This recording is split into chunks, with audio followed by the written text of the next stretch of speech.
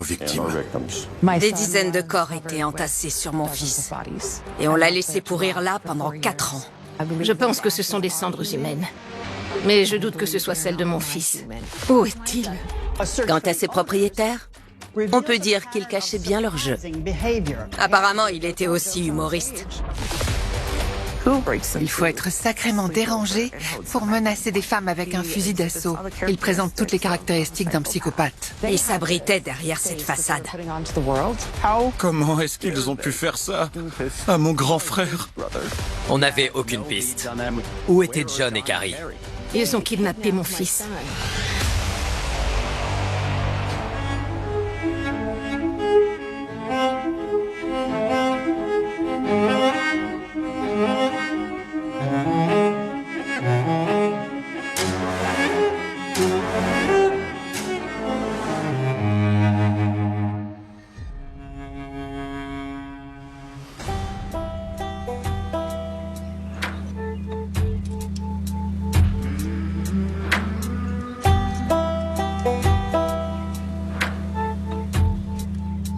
J'avais encore jamais vu ce type de guêpe. J'adore observer les insectes ici, les criquets notamment. Et les guêpes, et les fourmis. Ouh, ça me fascine. Oh, on a même droit aux chevaux. Génial. Ouais, comme je dis parfois, je devrais faire payer un supplément pour ça. Je m'appelle Emily Miller. Je suis directrice de pompes funèbres et j'ai ouvert une réserve funéraire dans le Colorado. Il s'agit en d'autres termes d'un immense cimetière naturel de 32 hectares. L'idée, c'est d'offrir aux visiteurs tout ce qu'on est en droit d'attendre d'une réserve naturelle, mais aussi d'un lieu de repos éternel. Ici, nous proposons des obsèques vertes, et donc tout est biodégradable. Nous n'utilisons pas de produits chimiques pour embaumer, ni rien qui puisse empêcher le corps de retourner à la poussière de manière naturelle. Comme en témoignent les plantes qui poussent sur les tombes et qui viennent nourrir la vie après la mort. Le marché des obsèques vertes est en plein essor aux États-Unis. Une étude récente révèle que 60% des moins de 40 ans pourraient être intéressés par cette option le moment venu. C'est dans ce contexte, il y a quelques années, qu'une maison funéraire écologique baptisée Return to Nature a vu le jour dans le Colorado. Bienvenue à Return to Nature. Voici la chambre funéraire. Tu m'as fait peur. C'est vraiment pas confortable. Return to Nature appartient à John et Carrie Alford, un couple marié qui revendique fièrement son approche moderne des pompes funèbres. Viens t'allonger, viens. Non. Allez. Je m'appelle John Alford. Je suis le co-directeur de la maison funéraire Return to Nature. Je poursuis la tradition familiale. John a grandi dans ce milieu. Son père dirigeait un funérarium à Wagoner, dans l'Oklahoma. Viens. Non, merci. Tu refuses? Moi, c'est Carrie Alford. Je suis la co-directrice de cette maison funéraire et je n'ai pas grandi dans le milieu des pompes funèbres. C'est mon mari qui m'a mis le pied à l'étrier. Je suis pas ton premier directeur de pompes funèbres. J'avoue, Oui. Dis la vérité. je sais pas, il faut croire que ça m'attire. Apparemment. Tous les deux ont déjà été mariés avant. Et ils ont ouvert Return to Nature en 2017. On avait décidé, bien avant que les obsèques vertes ne deviennent à la mode, d'ouvrir notre propre établissement parce que nous étions fermement convaincus de pouvoir offrir un meilleur service que n'importe lequel de nos concurrents. Et honnêtement, je le pense toujours.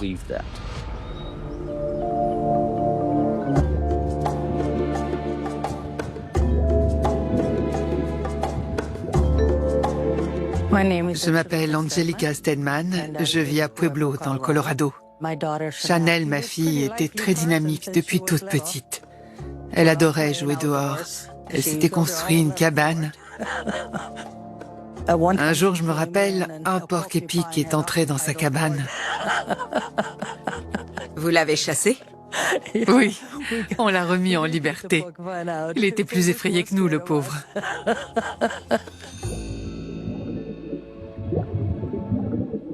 Ma fille était une jeune femme magnifique. Chanel est décédée le 23 novembre 2019. Je l'aime si fort.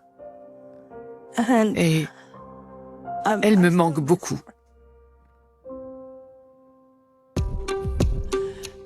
C'était important pour moi de trouver une maison funéraire qui s'occuperait bien d'elle.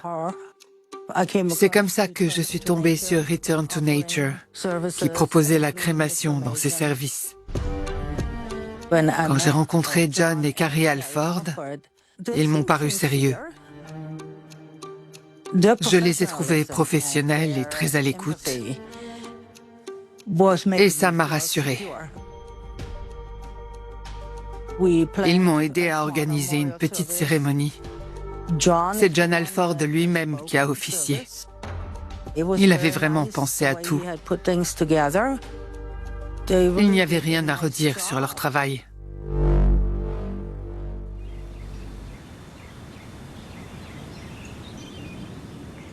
Ça, c'est...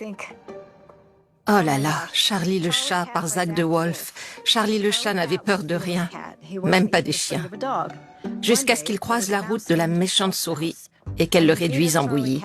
Je m'appelle Heather de Wolf, j'ai 3 garçons. Zach était l'aîné. Si je devais le décrire, je dirais que c'était un rebelle, avec un cœur en or. Non, mais cette photo, elle est énorme. On dirait un vieux grand-père anglais là-dessus.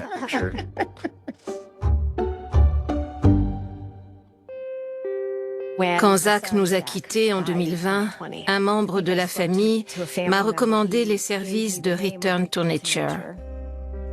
L'argument décisif pour moi, ça a été quand ils m'ont promis de planter un arbre en souvenir de Zach dans la forêt de Pikes Peak. J'ai aussitôt été séduite parce que ça m'a rappelé la fois où Zach et moi, on avait planté des arbres ensemble. C'est un de mes souvenirs préférés avec mon fils. Personnellement, je voulais que Zach soit incinéré. J'ai donc appelé les Alford, qui ont été adorables. J'ai expliqué mon cas, ils m'ont rassurée, et quand on a raccroché, j'ai fondu en larmes, parce que j'étais convaincue qu'ils allaient bien s'occuper de mon fils.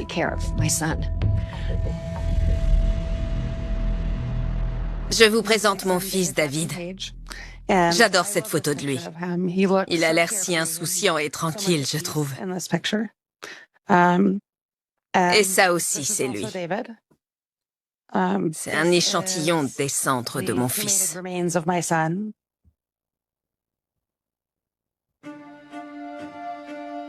On nous a remis les cendres de mon fils quelques jours avant ses obsèques, fin octobre. Et j'ai ressenti une forme de soulagement, parce que David avait tellement souffert.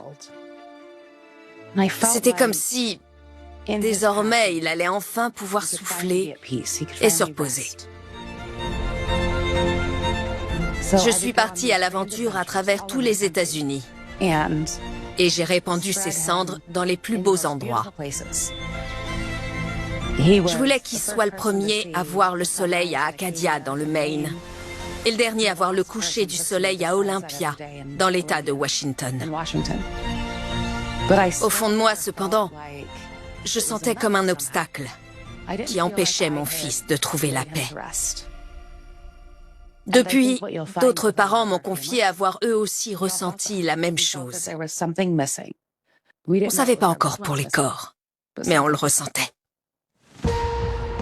En apparence, tout semble réussir au Alford, dont l'activité se déploie désormais sur 2 sites. Et puis voilà qu'au printemps 2023, le vernis craque. Quelque chose cloche sur le site de Penrose. J'ai commencé à me poser des questions quand j'ai remarqué que la propriété n'était plus du tout entretenue. On aurait dit un terrain vague avec une maison à l'abandon. Le parking était rempli de mauvaises herbes. J'ai alors envoyé un mail à John pour dire « Salut, j'ai une proposition très honnête à te faire. Je veux bien désherber ton parking si tu me laisses utiliser certains de tes équipements extérieurs. » Il m'a répondu 2 jours plus tard, impossible. Depuis le 1er avril, le bâtiment est loué. Je te remercie de ton offre, mais malheureusement, je ne peux pas te dépanner.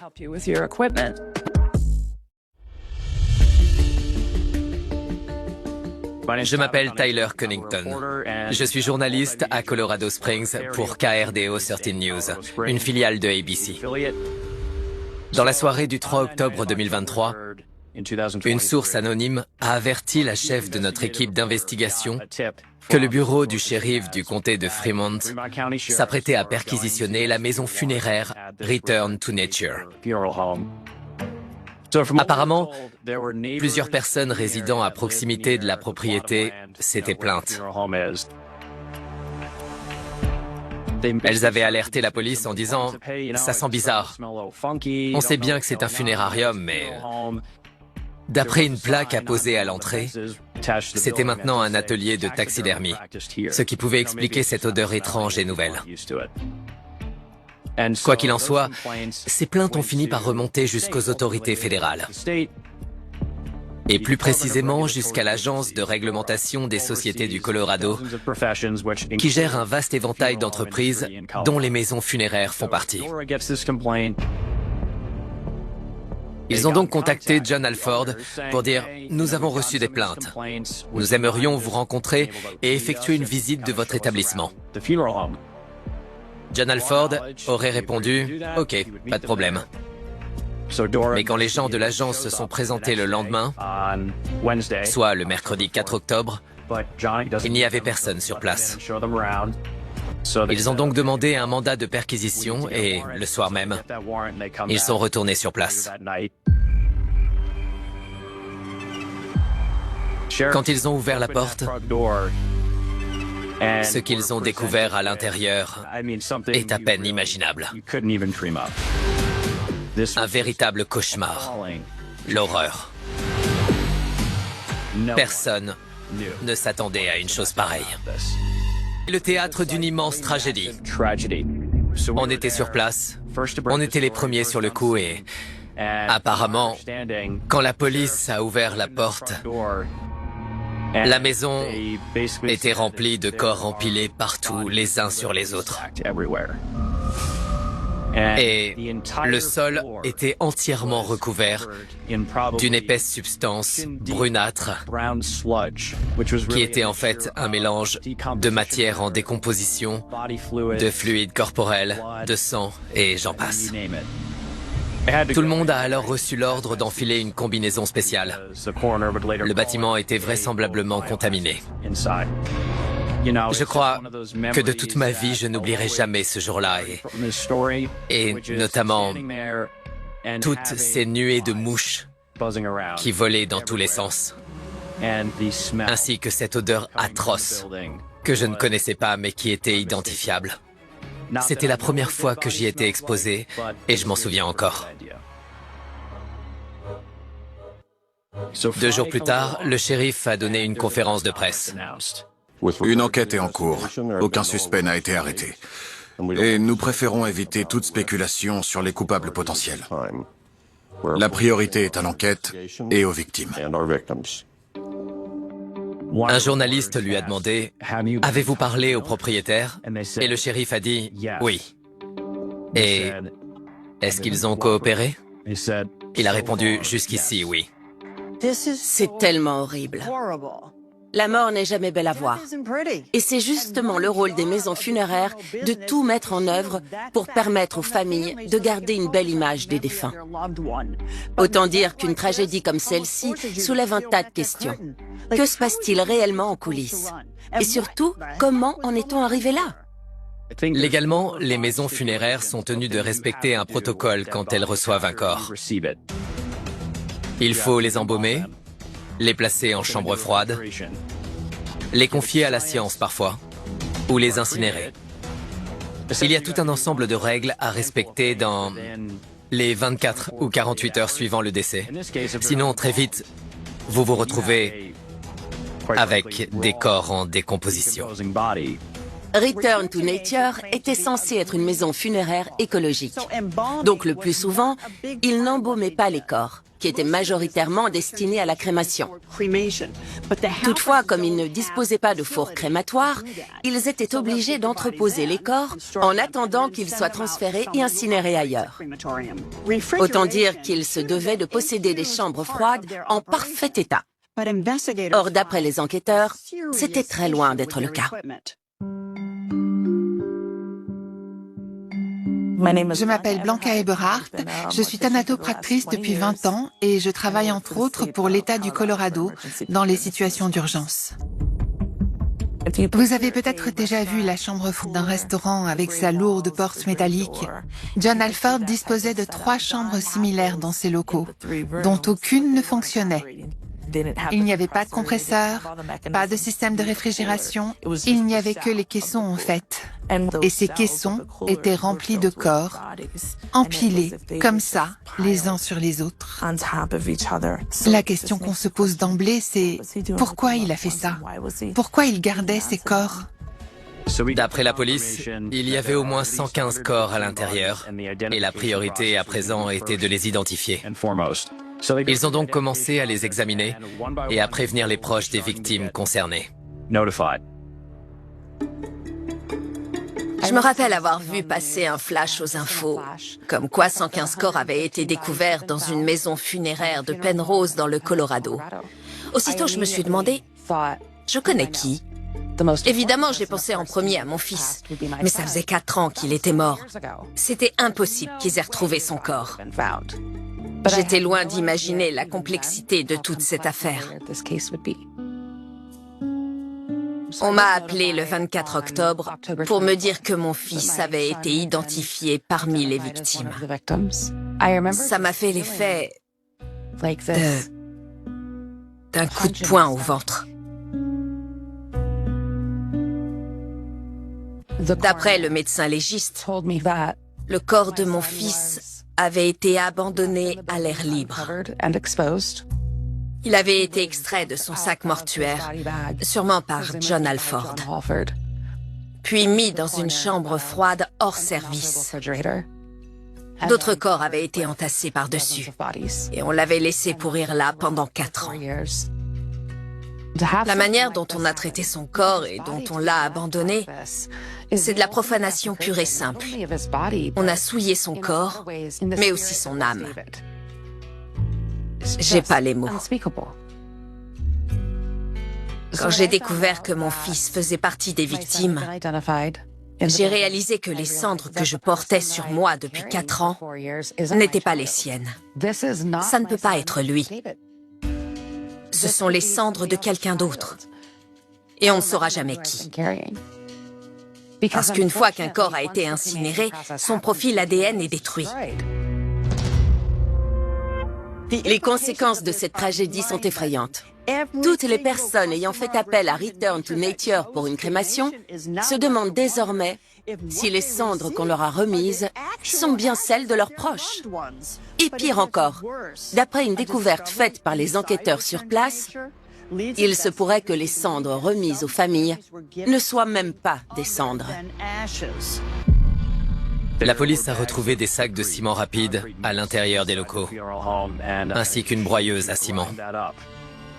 Et donc, d'après les enquêteurs, mais aussi les familles, il est fort probable que les Alford aient broyé du ciment et s'en soient servis pour remplir les urnes et les sacs censés contenir les cendres des personnes incinérées. D'après les journaux, la plupart des familles avaient probablement reçu du ciment. Plusieurs personnes nous ont donc recommandé de faire un test et de mélanger la matière à de l'eau pour voir si ça durcissait. Le problème de ce test, malheureusement, c'est qu'il permet de répondre à une question, mais pas à toutes les autres. À la sortie, les familles ne sont pas plus avancées. Le fait d'avoir du ciment ne fait que soulever à nouveau cette question terrible, à savoir, où est passé le corps de la personne que j'aimais? À la limite, si on était sûr de posséder des cendres, Ça permettrait à la plupart d'entre nous de trouver une forme d'apaisement. Bien sûr, ça ne nous dirait toujours pas de qui proviennent les cendres. Mais ce serait plus humain.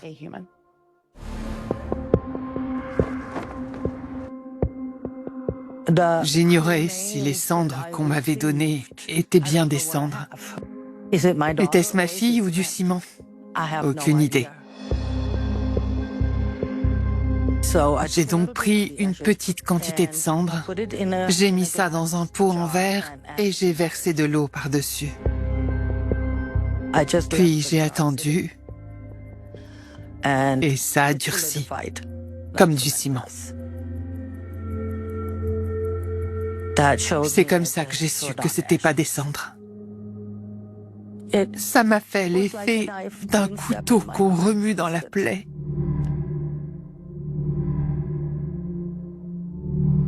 Où est ma fille?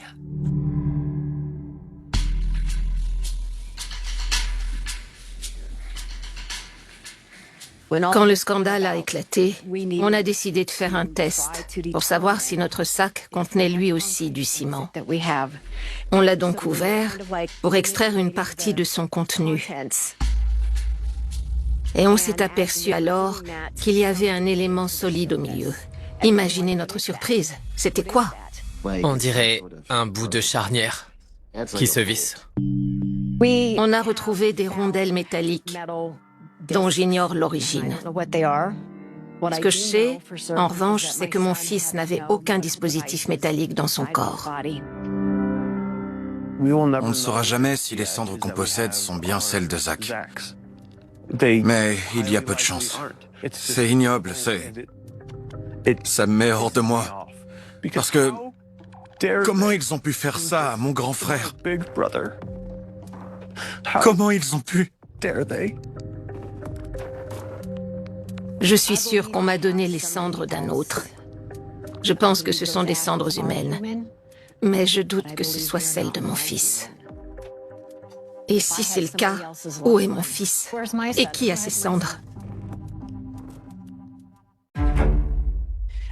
Tandis que des centaines de familles s'interrogent, les médias reportent alors leur attention sur les responsables présumés de cette tragédie, les propriétaires de Return to Nature, John et Carrie Alford. Les enquêteurs ont déclaré qu'ils s'étaient montrés coopérants. L'opinion publique, elle, s'interroge. Alors que la police scientifique continue d'identifier les corps et de prévenir les familles, beaucoup d'entre elles commencent à se demander où sont John et Carrie et pourquoi on ne les arrête pas. Ce qu'ils ont fait est abominable.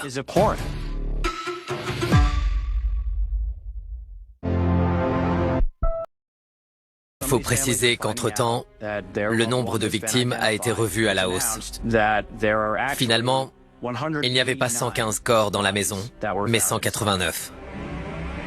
Nous savions qu'une enquête était en cours au sujet des conditions de conservation des corps. Toutefois, on ignorait si la police avait retrouvé les propriétaires, s'ils allaient être mis en examen. Quand allait-elle s'intéresser à eux? N'oublions pas qu'il s'agit alors d'une affaire en cours et que la priorité pour la police, dans ces cas-là, c'est de protéger l'enquête. Et donc, quand le shérif a déclaré haut et fort que les Alford s'étaient montrés coopératifs, eh bien en fait, ce n'était pas vrai. La vérité, c'est que quand l'agence de réglementation des sociétés a demandé à rencontrer John et Carrie Alford, ils ont pris la fuite en laissant tout derrière eux. Leur propriétaire a retrouvé des assiettes sur la table, ce qui indique qu'ils étaient partis à la hâte. Ils ont pris soin d'éteindre leur téléphone pour qu'on ne puisse pas les localiser. Les gens étaient furieux.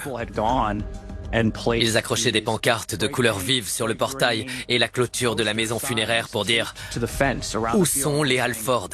En l'occurrence, ça faisait un moment qu'on essayait de répondre à cette question, mais on n'avait aucune piste, aucune idée de l'endroit où ils pouvaient se trouver. Et on se demandait si la police allait jamais les retrouver. À moins qu'elle sache déjà où ils étaient, mais qu'elle préfère attendre d'avoir davantage d'éléments pour les mettre en examen. Si toutefois elle prévoyait de le faire.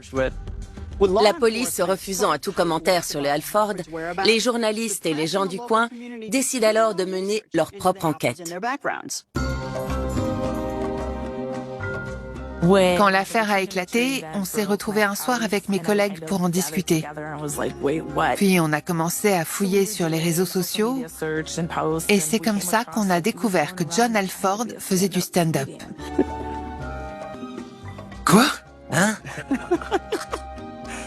J'avoue que ça me laisse sans voix. Apparemment, il se déplaçait régulièrement pour faire le clown sur scène. Si j'avais le cœur à rire, j'en rirais, mais c'est pathétique. Ma journée a commencé par un CAD, un caca après la douche. Un caca après la douche, c'est quand tu sors de la douche, que t'es encore mouillé et que tu te torches avec ta serviette. Je suis humoriste. Et le pire, c'est qu'il y a des gens qui gobent toutes les conneries que je dis sur scène. En sachant que tu dis que des conneries. C'est vrai. C'est dingue. Ce type qui a passé la quarantaine, qui est marié avec des enfants et qui laisse des corps pourrir dans ses locaux, est également humoriste et fait du stand-up. Si vous voulez mon avis, il a un drôle de sens des priorités. Je serais curieux de voir ce qui l'amuse. J'ai des enfants, je suis une ancienne call girl et je suis pour le don d'organes. Non mais quel blaireau. Terrible. Il est pas drôle. Parfois, avec les autres parents de victimes, on s'autorise à rire de choses morbides, parce que c'est notre manière d'évacuer. On rit de choses que les autres ne peuvent pas comprendre. Et si on nous entendait, on nous prendrait sûrement pour des fous. Mais son sens de l'humour à lui, je pense que ça mérite la perpétuité. Alford, qui est diplômé depuis 2010, semble très fier d'avoir repris le flambeau familial. Pour ce qui est du reste, il n'a pas de quoi se vanter. En 2006, il a 26 ans lorsqu'il tente de percer en politique, en se présentant au municipal de Muskogee, dans l'Oklahoma. Mais voilà qu'un drôle d'incident vient perturber sa campagne. Apparemment, un soir où des filles qu'il connaissait faisaient une soirée pyjama,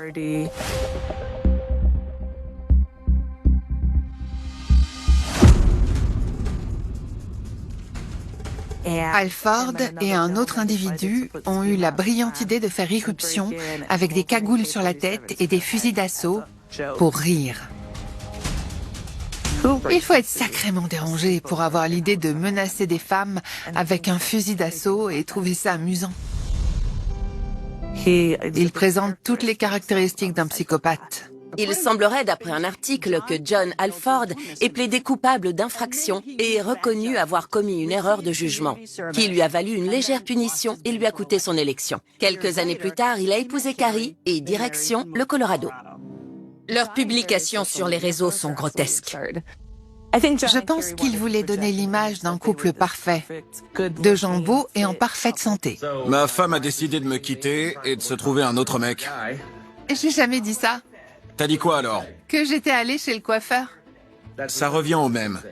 Ils postaient des photos de leurs vacances luxueuses, de leurs dîners extravagants à Las Vegas, de leurs opérations de chirurgie esthétique. Ils s'abritaient derrière cette façade, celle d'un couple heureux, qui gagnait très bien sa vie.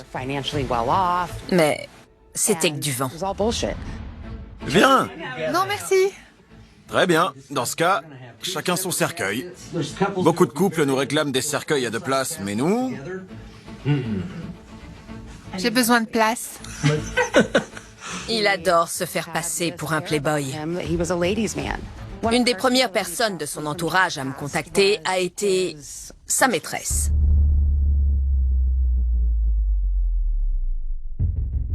Je m'appelle et j'ai entretenu une relation amoureuse avec John Alford pendant 1 an et demi. Mon père a appris qu'il avait un cancer en 2017 et il est décédé en 2019. Personnellement, je suis très à cheval sur le zéro déchet et le respect de l'environnement. Et c'est en faisant des recherches sur les obsèques vertes que je suis tombé sur Return to Nature. À l'issue de notre première rencontre, John a commencé à me bombarder de textos. Du genre, j'ai juste envie de discuter avec toi, de tout et de rien. Parle-moi de toi. Il trouvait n'importe quel prétexte pour me rendre visite. Une fois, il a proposé de m'apporter une bouteille d'eau. Véridique. On a commencé à échanger longuement et à se confier un tas de choses. John m'a avoué que c'était lui qui faisait le gros du travail en coulisses. Il disait qu'il avait à cœur de traiter les morts avec humanité. Plusieurs fois, il a laissé entendre que Carrie n'avait aucun scrupule à bâcler le travail pour augmenter leur marge. John me disait souvent qu'elle était diabolique, pire que Satan. Il me répétait que c'était un cauchemar de vivre avec elle. De son propre aveu, il se sentait souvent débordé par la quantité de travail au funérarium. Concernant les chambres froides, je sais qu'il les avait construites lui-même.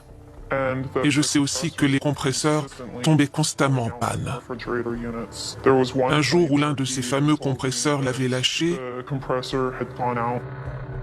il m'a raconté qu'il avait été obligé de sortir tous les corps qui se trouvaient dans la chambre froide et de les répartir un peu partout dans la maison en attendant. Il m'a même envoyé une photo pour me montrer l'étendue du problème. John était très bricoleur, et quand c'était possible, il préférait fabriquer les choses plutôt que les acheter, parce que ça revenait moins cher. On sait que ces chambres froides défectueuses sont l'une des raisons principales pour lesquelles John Halford a laissé les corps pourrir à l'air libre. Et manifestement, cela faisait des mois qu'elles fonctionnaient très mal. Qu'attendait-il pour les réparer? Et pourquoi a-t-il confié toutes ces informations accablantes à sa maîtresse? Faut-il y voir une tentative bizarre de manipulation? Quand John a commencé à me dire qu'il envisageait de se séparer de Carrie, j'ai compris que c'était sa manière à lui de me faire des avances plus poussées. Quand vous avez l'impression que tout s'écroule autour de vous, que vous venez de perdre votre père, et qu'un inconnu débarque et vous témoigne de l'intérêt, c'est dur de résister. Il venait souvent et on passait un moment ensemble. Puis, tout s'est emballé d'un coup. Un soir, il est passé, on a parlé d'énergie et de fréquence, de vibration. Et parce qu'on était comme deux aimants, on a commencé à s'embrasser. Et ça a débordé. On s'est laissé emporter. Ensuite, il est parti précipitamment et il a commencé à m'ignorer. John est l'archétype du manipulateur qui trouve une cible, puis il lui fait croire qu'il partage ses intérêts et ses inquiétudes pour obtenir ce qu'il veut, avant de prendre la fuite. Puis, un jour, ma meilleure amie m'appelle et me dit « C'est quoi déjà le nom de la maison funéraire de John ?» Ça s'appelle Return to Nature. Pourquoi? Parce que le FBI a ouvert une enquête sur eux. Ça m'a brisé le cœur. Pour toutes ces victimes. Et en même temps, j'ai ressenti une sorte de soulagement. Parce que j'espérais vraiment qu'un jour son karma se retourne contre lui. Et ce jour était enfin arrivé. Mais alors, j'aurais jamais imaginé ça. Je voulais qu'il paye pour tout ce qu'il m'avait fait subir. Mais c'est injuste pour les victimes. Le fait que cet homme m'ait manipulé et m'ait poussé à baisser ma garde en me faisant croire qu'il avait des sentiments pour gagner mon amitié. Ça m'obsède. J'ai des flashs en permanence. Et je me dis que j'ai de la chance d'être encore là. Vivante. Qui sait ce qui aurait pu m'arriver à moi aussi? Je pense sincèrement qu'il est dangereux. On est manifestement en présence d'un véritable pervers narcissique, prêt à dire et à faire n'importe quoi pour parvenir à ses fins. Ce qui soulève un tas de questions sur son épouse. Était-elle au courant des dérives de son mari, au travail et en dehors? Beaucoup de gens semblent penser que John Alford est le seul fautif et que sa femme fermait les yeux pour ne pas le contrarier. Mais n'oublions pas que cette femme signait tous les documents. Cette femme nous a personnellement reçus dans son bureau. Elle nous a promis que nos morts seraient bien traités. Elle n'était pas dupe. Carrie Alford restait assise dans la voiture pendant que son mari transportait les corps à l'aide d'une brouette à Penrose. Elle faisait même des blagues du genre « Toute cette viande, ça m'a ouvert l'appétit. Tu peux me prendre un double cheeseburger avec des frites pour le dîner ?» Cela illustre bien la désinvolture et la légèreté avec lesquelles ils accomplissaient ces crimes. D'après le rapport du médecin légiste, certains corps retrouvés à Return to Nature pourrissaient là depuis 4 ans. Comment ont-ils pu échapper aux autorités pendant si longtemps? Eh bien, figurez-vous que la loi au Colorado pourrait étonnamment avoir joué en leur faveur. Dans le Colorado, aucune licence n'est nécessaire pour ouvrir un funérarium ou pratiquer la thanatopraxie, ce qui fait bien rire tous les gens de la profession, car ça veut dire que n'importe qui peut faire n'importe quoi. La blague dans notre métier, c'est « si t'as foiré tes examens, va dans le Colorado » ou « si on t'a retiré ta licence, va dans le Colorado ». Malgré tout, j'arrive toujours pas à comprendre pourquoi. Il savait qu'il était en tort, mais ça ne l'a pas arrêté. C'est incompréhensible. Pourquoi? Première semaine de novembre, je me réveille pour aller travailler. Comme d'habitude, j'allume mon téléphone. Et là, j'ai une notification. John et Carrie Alford ont été arrêtés. Le FBI a fini par découvrir qu'ils avaient quitté le Colorado et qu'ils s'étaient réfugiés chez le père de John Alford dans l'Oklahoma. Ils ont donc foncé sur place. Ils ont embarqué John Alford et son épouse et ils les ont placés en détention à Wagoner, dans l'Oklahoma. Les Alford sont mis en examen pour blanchiment d'argent, faux et usage de faux, escroquerie, ainsi que pour maltraitance sur chacun des 190 cadavres retrouvés dans les locaux de Return to Nature à Penrose. Notez que vu le nombre de corps qui sont passés entre leurs mains, le nombre réel de victimes est probablement beaucoup plus élevé. Officiellement, je ne fais pas partie des victimes, Zach n'ayant pas été identifié. Alors que de mon point de vue, ils ont kidnappé mon fils. À ce jour, on ignore où il est et ce qu'ils ont fait de son corps. Mon fils a disparu parce que ces gens n'ont pas respecté leurs paroles. Et ça, c'est un crime. C'est pas parce qu'un corps n'a pas été retrouvé qu'aucun crime n'a été commis. On se retrouve dans une situation où on n'a que des questions et aucune réponse. On est tous des victimes de Return to Nature. Les Alford ont finalement été libérés sous caution. Et Heather DeWolf et Christina Page ont pris John Alford à partie devant le tribunal. Qu'avez-vous fait de mon fils? S'il vous plaît. Qu'avez-vous fait de mon fils? Qu'avez-vous fait de mon fils? Où est-il? Quand notre mère a poursuivi John Alford dans la rue pour lui demander ce qu'il avait fait du corps de Zach, je suis étonné qu'elle ait réussi à se retenir.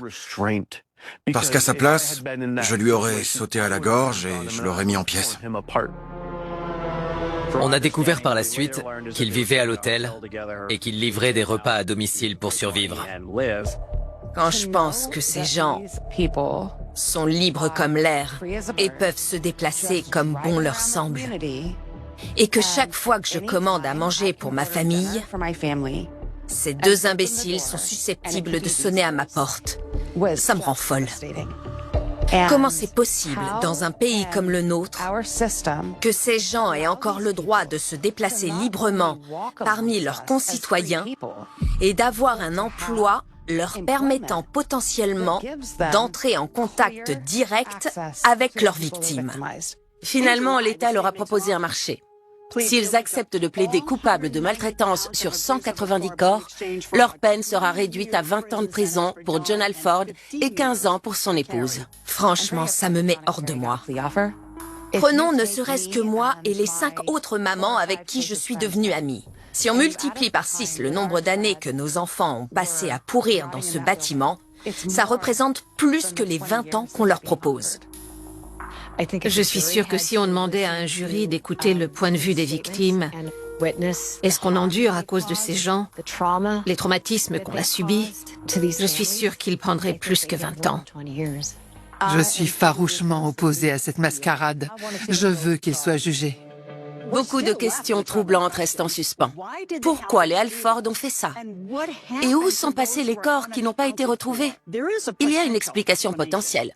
D'après sa maîtresse, John travaillait sur un procédé de crémation par l'eau, entièrement écologique, puisqu'au lieu d'incinérer les corps à haute température, on les dissout dans l'eau. John Alford envisageait-il de procéder à l'aquamation de tous ces corps à l'aide de sa machine faite maison? J'ai bien peur, malheureusement, qu'on n'obtienne jamais de réponse. John et Carrie Alford ont peut-être enterré des corps. Ce qui est sûr, c'est qu'ils ont bien enterré la vérité. J'en fais des cauchemars. J'entends sa voix qui m'appelle. Mais j'ai beau chercher, je ne le trouve pas. Je n'arrive pas à trouver mon fils parce que je ne sais pas ce qu'ils en ont fait. Mais j'ai le droit de savoir. J'ai fait confiance à ces gens, je leur ai confié ce que j'avais de plus cher. Je leur ai confié la dépouille de mon fils. Je leur ai confié ces derniers instants sur Terre. On leur a tous fait confiance. Je pourrais jamais plus penser à mon fils sans penser également à ce que John et Carrie Alford lui ont fait. Ils ont dépouillé, et c'est le mot juste, nos morts de leur dignité. Pour les parents et les proches, l'ampleur du traumatisme est telle que, à moins de l'avoir vécu, on ne peut pas comprendre. Et c'est pour ça que le fait d'avoir tissé des liens aussi forts avec d'autres parents, que je considère aujourd'hui comme des amis, est si important. C'est ce qui nous permet aujourd'hui d'avancer ensemble.